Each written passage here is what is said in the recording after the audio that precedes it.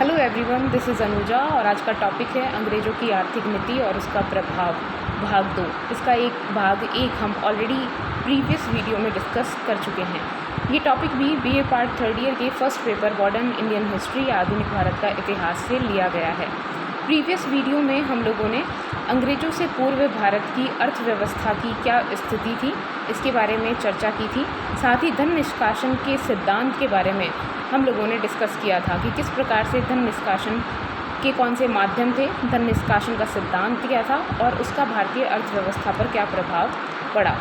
इस वीडियो में हम लोग अंग्रेज़ों की भारतीय उद्योगों के प्रति किस प्रकार की नीति अपनाई गई, इसके बारे में चर्चा करेंगे। साथ ही कृषि का वाणिज्यीकरण अंग्रेज़ों के आगमन से किस प्रकार हुआ, यातायात और रेलवे के क्षेत्र में अंग्रेज़ों के द्वारा किस प्रकार की नीति अपनाई गई और मुद्रा और बैंकिंग के क्षेत्र में क्या नवीन परिवर्तन इनके आगमन से हुए, इन सब के बारे में हम इस वीडियो में चर्चा करेंगे।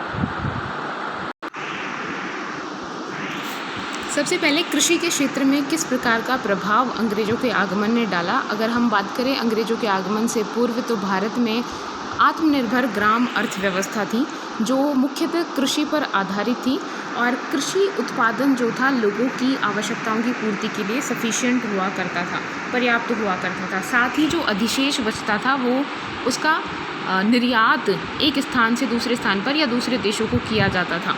इस प्रकार से कृषि के क्षेत्र में समृद्धि थी और कृषि के क्षेत्र में गांव जो थे आत्मनिर्भर बने हुए थे।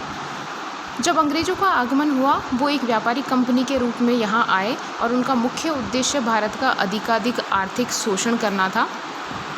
भारत का अधिकाधिक इंग्लैंड के हित में आर्थिक रूप से फ़ायदा उठाना था और इसीलिए अंग्रेज़ों के द्वारा जब यहाँ पर अपना राजनीतिक प्रभाव बढ़ाना शुरू किया गया और यहाँ से जो भू राजस्व व्यवस्था यहाँ पर उन्होंने स्थापित की, उसमें उन्होंने कई सारे प्रयोग किए। नवीन भू राजस्व बंदोबस्त पद्धतियाँ यहाँ लागू की, जिनमें स्थायी बंदोबस्त, महालवाड़ी बंदोबस्त और रैयतवाड़ी बंदोबस्त प्रमुख थे। ब्रिटिश कंपनी का जब व्यापारिक क्षेत्र में एकाधिकार बढ़ता जा रहा था तो इसकी वजह से भारतीय उद्योगों को बहुत नुकसान उठाना पड़ा। सभी को पता है कि इंग्लैंड में औद्योगिक क्रांति इस समय हुई थी और वहाँ जो तैयार माल था वो भारत में भेजा जाने लगा और इसकी वजह से भारतीय उद्योग धंधों को बहुत नुकसान हुआ, स्पेशली यहाँ का जो सूती वस्त्र उद्योग था उसे। और जिन लोगों के रोज़गार इन उद्योगों से छिन गए वो लोग अब कृषि की ओर लौटने लगे। इसीलिए कृषि पर जो है जनसंख्या का भार जो है वो बहुत अधिक बढ़ गया। साथ ही इसी समय लगभग संयुक्त परिवारों का टूटना भी प्रारंभ हुआ और इसी की वजह से जो कृषि जोतों का आकार था वो भी कम होने लग गया, क्योंकि जैसे ही संयुक्त परिवार टूटते थे तो उनकी जो भूमि हुआ करती थी किसानों की, उनका भी विभाजन उनमें आपस में हो जाया करता था और इस वजह से उनकी जो जोतें होती थी भूमि की, उनका आकार भी कम होना शुरू हो गया। तो कृषि का जो उत्पादन था, उसकी जो उपज थी वो भी कम होना शुरू हुई। साथ ही भू राजस्व बहुत अधिक लगाया गया था अंग्रेज़ों के द्वारा। इसकी वजह से भी किसान जो है साहूकारों के ऋणों के फेर में फंसते गए, ऋणों के चक्कर में जो है फंसते गए।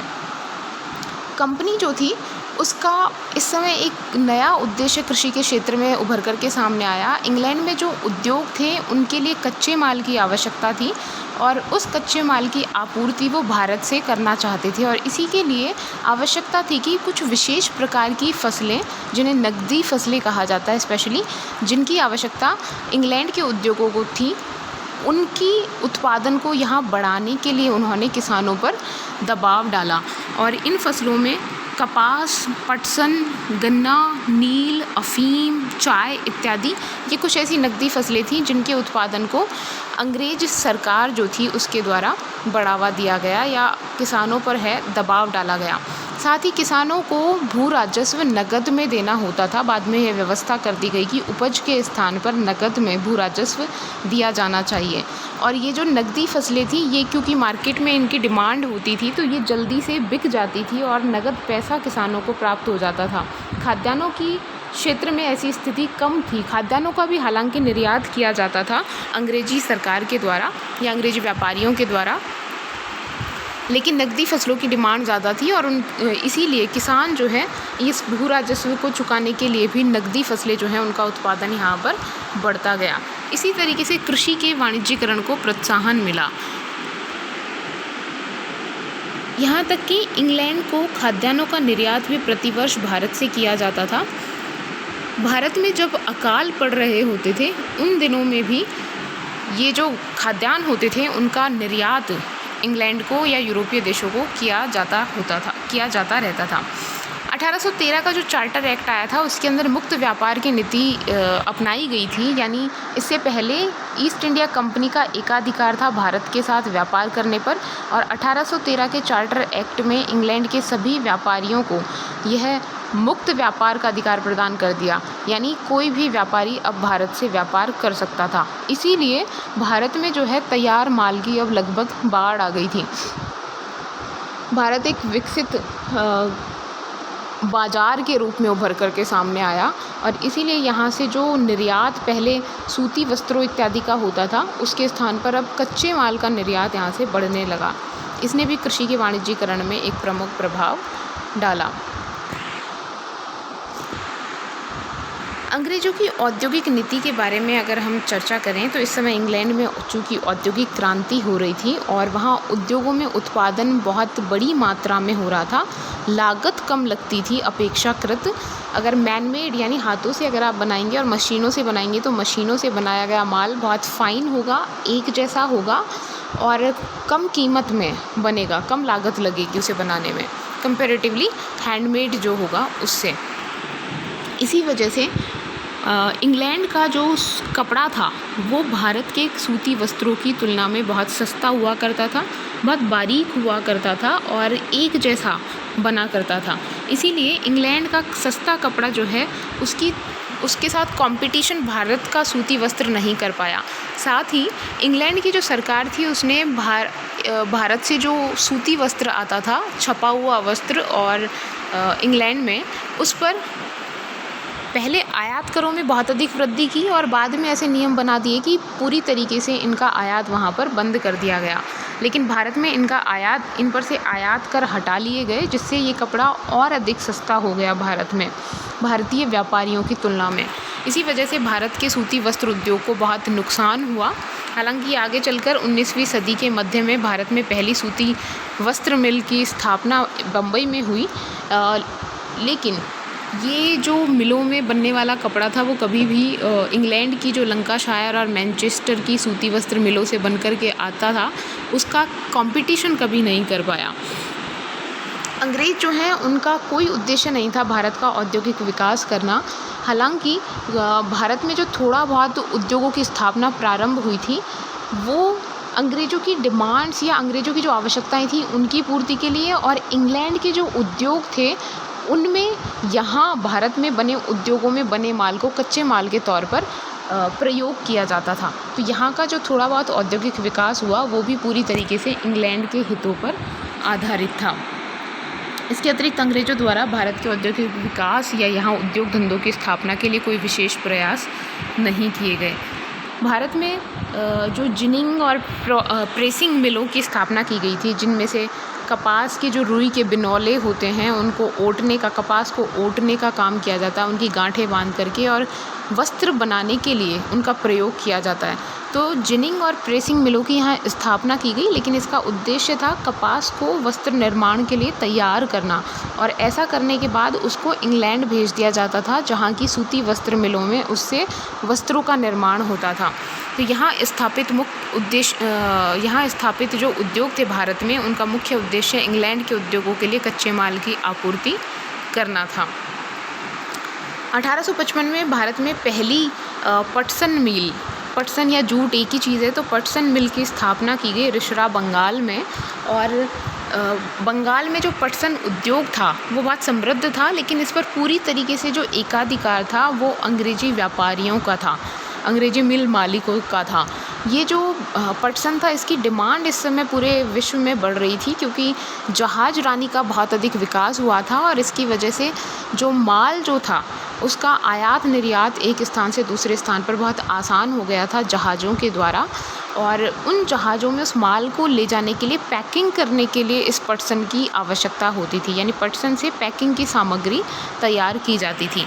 लेकिन इस पटसन के उत्पादन का लाभ जो कि किसानों को मिलना चाहिए था वो नहीं मिला, और जो मिल मालिक और व्यापारी थे अंग्रेजी, उन्होंने इस पटसन के व्यापार पर पूरा एकाधिकार स्थापित कर रखा था, तो उन्हें पूरा लाभ मिला, लेकिन किसानों को बहुत कम कीमत में प्राप्त होती थी पटसन की, तो उन्हें कोई विशेष लाभ नहीं हुआ पटसन उद्योग के विकसित होने का भी। आने वाले समय में जब जर्मनी के द्वारा कृत्रिम फाइबर्स और इन सब का निर्माण कर लिया गया तो पटसन की डिमांड भी कम हो गई। जब मोटे कागज़ का विकास होने लग गया तो फर्स्ट वर्ल्ड वॉर और सेकेंड वर्ल्ड वॉर के बाद तो इस पटसन की डिमांड भी कम हो गई, और ये भी एक बहुत डिमांड वाली वस्तु नहीं रही। इसके अतिरिक्त इंग्लैंड की जो सरकार थी उसने भारत के मुख्य उद्योग जो सूती वस्त्र उद्योग था उसको दबाने के लिए, उसको ख़त्म करने के लिए बहुत से नए नियम कानून लगा दिए। जैसे जापान से बहुत आयात होना शुरू हो गया था सूती वस्त्रों का, लेकिन उस पर भी इंग्लैंड से आने वाले माल की तुलना में बहुत अधिक आयात कर लगाया जाता था, जिससे जापान से आने वाला वस्त्र महंगा हो जाता था इंग्लैंड से आने वाले वस्त्र के कंपैरिजन में। साथ ही भारतीय कुटीर उद्योग जो सूती वस्त्र से जुड़े हुए थे, हथकरघे पर जो वस्त्र बनाया जाता था बुनकरों द्वारा, उसको भी बहुत अधिक नुकसान इंग्लैंड की औद्योगिक नीतियों से हुआ। हालांकि आगे चल कर के महात्मा गांधी के द्वारा जो चरखे को बहुत अधिक बढ़ावा दिया गया, खादी को बहुत अधिक बढ़ावा दिया गया, उसकी वजह से भारत में जो सूती वस्त्र उद्योग था वो उसका थोड़ा पुनरुत्थान हुआ, उसे पुनर्जीवन प्राप्त हुआ। तो कह सकते हैं कि भारतीय राष्ट्रीय आंदोलन ने कपड़ा उद्योग को थोड़ा सा प्रोत्साहित किया।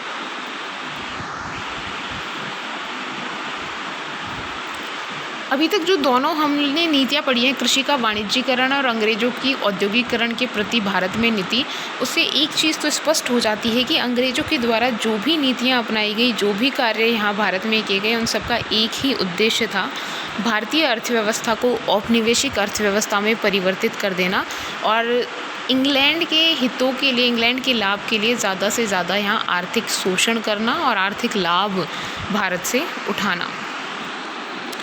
अब अगर रेल निर्माण और यातायात के साधनों के क्षेत्र में अंग्रेज़ों के द्वारा किस प्रकार की नीति अपनाई गई उस पर चर्चा करें तो देखेंगे कि लॉर्ड डलहौजी जो भारत के गवर्नर जनरल थे, उनके द्वारा उनको भारत में रेल निर्माण का श्रेय दिया जाता है। सबको पता है कि 1854 में बम्बई से ठाणे में पहली रेल लाइन यहाँ पर प्रारंभ हुई और इसके बाद में रेल लाइन बिछाने का काम यहाँ पर शुरू हुआ। अब ऐसा नहीं है कि जो रेल लाइन बिछाने का काम शुरू हुआ वो भारत के हितों के लिए या भारत के आर्थिक विकास के लिए ये कार्य शुरू किया गया था, बल्कि इसका भी मुख्य उद्देश्य था, एक तो बाहर से जो माल आ रहा था इंग्लैंड से भारत में बिकने के लिए, उसको भारत के बाज़ारों तक पहुंचाने के लिए आसानी से और कम सस्ते परिवहन के द्वारा, और दूसरा भारत का जो कच्चा माल था उसको यूरोप की ओर ले जाने के लिए ये रेल लाइनें या रेल जो यातायात था वो बहुत सुलभ और सस्ता पड़ता था, इसीलिए यहाँ पर रेल लाइनें बिछाने का कार्य प्रारंभ किया गया। इसके अतिरिक्त जब सैनिकों को एक स्थान से दूसरे स्थान पर ले जाना होता था, कहीं भी विद्रोह हो जाए तो उसे जल्दी से जल्दी दबाने के लिए, कम से कम समय में वहाँ पर सेना को पहुँचाने के लिए रेल यातायात जो है एक बहुत ही अच्छा माध्यम था। इसके लिए भी रेल निर्माण का कार्य यहाँ पर प्रारंभ किया गया। तो ये सोचना तो बिल्कुल गलत है कि जो अंग्रेज़ी सरकार थी उसने रेलवे और बाकी के जितना भी टेलीफोन के क्षेत्र में, तार डाक जो विभाग था उसके क्षेत्र में जो कार्य किए वो भारतीयों के हितों के लिए किए हों। ये पूरी तरीके से उनकी अपनी आवश्यकताओं पर और उनके अपने हितों की पूर्ति के लिए किए गए कार्य थे। हालांकि इनडायरेक्टली इसने आर्थिक विकास को यहाँ पर प्रोत्साहित किया भारत में। रेल निर्माण में भी बहुत कहेंगे कि भारत के जो आर्थिक हित थे उसके विपरीत नीति अपनाई गई। यहाँ गारंटी पद्धति पर रेलों का निर्माण किया गया, ना कि सरकार ने स्वयं पैसा इन्वेस्ट किया। गारंटी पद्धति में क्या होता था, इंग्लैंड में क्योंकि बहुत पैसा इकट्ठा हो रहा था वहाँ के पूंजीपतियों के पास भारतीय व्यापार से लाभ कमा करके, तो उस पैसे को कहीं ना कहीं इन्वेस्ट या निवेश तो करना था। इसके लिए उन्होंने भारत में रेल निर्माण के कार्य को चुना और यहाँ पर ब्रिटिश जो पूंजीपति थे उन्होंने अपनी पूंजी का इन्वेस्ट किया, निवेश किया, और इसके बदले में सरकार ने उन्हें गारंटी दी कि ब्याज दिया जाएगा उन्हें, प्लस 4 से 5% लाभ उन्हें मिलेगा। यानी इन रेल लाइनों के निर्माण के लगभग अगले 30 वर्षों तक इनका जो परिचालन का कार्य होगा वो भी उन्हीं पूंजीपतियों के हाथों में रहेगा, और उन 30 वर्षों के बाद में फिर इन रेल लाइनों को भारत की सरकार को सौंपा जाएगा। यानी अगले 30 वर्षों तक अगर 5% लाभ नहीं होता है उन्हें अपनी पूंजी पर, तो जो बचा हुआ पैसा होगा वो सरकार उन्हें देगी। तो इस तरीके से गारंटी पद्धति के द्वारा रेलों का निर्माण किया गया, और ये भी धन निष्कासन का एक बहुत सीधा सा माध्यम था। भारत से बहुत पैसा गया इस रेल निर्माण के कार्य के दौरान। डलहौजी के द्वारा सार्वजनिक निर्माण विभाग की स्थापना की गई पहली बार, PWD डिपार्टमेंट, और इसके तहत सड़क निर्माण का कार्य शुरू हुआ। इससे पहले सड़क निर्माण को भी कोई प्रमुखता प्रदान अंग्रेजी सरकारों के द्वारा नहीं प्रदान की गई थी। हालांकि इसके बाद डलहौजी के ये निर्माण विभाग की स्थापना के पश्चात सड़क निर्माण के कार्य को बढ़ावा मिला। डाक तार विभाग जो था उसका पुनर्गठन भी डलहौजी के द्वारा इस समय किया गया, जिससे कम्युनिकेशन और संचार जिसे कहें वो बहुत सरल हो गया। और लेकिन ये जो व्यवस्था की गई वो भी अंग्रेज़ों की अपने हितों के लिए की गई, उनके अपने फ़ायदे के लिए की गई थी। वायुयान या वायु सेवा के बारे में अगर बात करें तो वायुयानों का प्रयोग जो है प्रथम विश्व युद्ध तक केवल युद्धों या सैनिक प्रयोग तक सीमित रहा भारत में। 1911 में इलाहाबाद से नैनी तक पहली वायु सेवा जो है यहाँ प्रारंभ की गई, जो डाक लाने ले जाने के लिए प्रयोग में लाई गई थी उस समय। और हम कह सकते हैं कि जो वायुयान है, वायु सेवा है, उसका विकास भारत में स्वतंत्रता के पश्चात ही पूरी तरीके से शुरू हुआ। यहाँ टेलीफोन व्यवस्था भी प्रारंभ हुई स्वतंत्रता से पूर्व, लेकिन वो भी बहुत अधिक खर्चीली थी, बहुत महंगी थी और बहुत कम लोगों तक सीमित थी। बहुत कम लोगों द्वारा उसका प्रयोग भारत में किया जा रहा था। अंग्रेज़ों की अकाल नीति के बारे में अगर बात की जाए तो 1857 से 1947 के बीच में बहुत से अकाल आयोगों की नियुक्ति की गई, जिनके अंदर स्मिथ आयोग, कैंपबेल आयोग, रिचर्ड स्ट्रेची की अध्यक्षता में बना हुआ आयोग, लायल आयोग, इट्स लायल नॉट लायक, तो लायल आयोग, और लॉर्ड कर्जन के समय में बना एंटनी मैकडोनाल्ड की अध्यक्षता में बना आयोग। ये सभी अकाल आयोग समय समय पर जब भी भारत में बहुत कोई गंभीर अकाल की स्थिति उत्पन्न होती थी तो उस समय इन आयोगों की नियुक्ति की गई, ताकि इन आयोगों के द्वारा कुछ सिफारिशें की जा सके और इन अकाल पड़ने के कारणों पर चर्चा की जा सके, और इन अकालों से निपटने, अकाल की स्थिति वापस उत्पन्न ना हो, इससे निपटने के लिए प्रयास किए जा सकें। इसके लिए ये सभी आयोग स्थापित किए गए और इन आयोगों ने समय समय पर अपनी रिकमेंडेशन, सिफारिशें भी दी, लेकिन उन पर कोई विशेष कार्रवाई जो है अंग्रेज़ सरकार द्वारा नहीं की गई, क्योंकि भारत में अंग्रेजी सरकार कोई बेनिवोलेंट या लोक कल्याणकारी सरकार नहीं थी, लोगों के कल्याण के लिए कार्य करने वाली सरकार नहीं थी। उनका मुख्य उद्देश्य भारत में सिर्फ इंग्लैंड के हितों की आपूर्ति करना था। इन जो आयोग हैं उन्हीं में से एक आयोग ने स्थायी कोष, अकाल के लिए वही राहत पहुंचाने के लिए एक हमेशा स्थायी कोष की स्थापना की जाए, जिसमें कुछ पैसा रखा जाए और उस पैसे का प्रयोग जब भी अकाल हो तो लोगों को राहत पहुंचाने के लिए किया जाए। तो इस पर अमल करते हुए एक स्थायी आयोग या स्थायी कोष की स्थापना की गई, उसमें कुछ पैसा भी रखा गया। और 1883 में एक राष्ट्रीय अकाल कोड संहिता, अकाल संहिता का निर्माण भी किया गया, जिसमें कुछ शर्तें रखी गई कि इन कार्यों का पालन जो है वो किया जाएगा। ये जो आयोग थे इनके द्वारा लगभग सभी ने एक जैसी रिकमेंडेशन सिफारिशें दी, जिनमें जब भी अकाल हो तो लगान जो है वो स्थगित कर दिया जाए, किसानों से ना वसूल किया जाए अकाल के दौरान। साथ ही ग्राम स्तर पर सार्वजनिक निर्माण कार्य किए जाएं, जैसे वर्तमान में मनरेगा और इस तरीके की योजनाएं हैं जिनसे लोगों को रोज़गार प्रदान किया जाता है। तो इसी तरीके की रिकमेंडेशन उस टाइम दी गई कि गाँवों में सार्वजनिक निर्माण कार्य करवाए जाएं, ताकि लोगों को जो है अपनी आजीविका पूर्ति के लिए आय के कोई साधन प्राप्त हो सकें। साथ ही सिंचाई के साधनों का विकास किया जाए ताकि कृषि उपज जो है उसमें वृद्धि हो सके। यातायात का विस्तार करने पर रेल लाइनों के जाल को दूरस्थ क्षेत्रों तक बिछाने की भी रिकमेंडेशन की गई, ताकि बाहरी क्षेत्रों से जो है अनाज और अन्य वस्तुओं को उन अकालग्रस्त क्षेत्रों में लाना आसान हो सके। साथ ही ग्रामीण साख संस्थाओं और किसानों को ऋण प्रदान करने के लिए कुछ संस्थाओं की स्थापना की जाए, ऐसी भी सिफारिशें इन अकाल आयोगों के द्वारा की गई।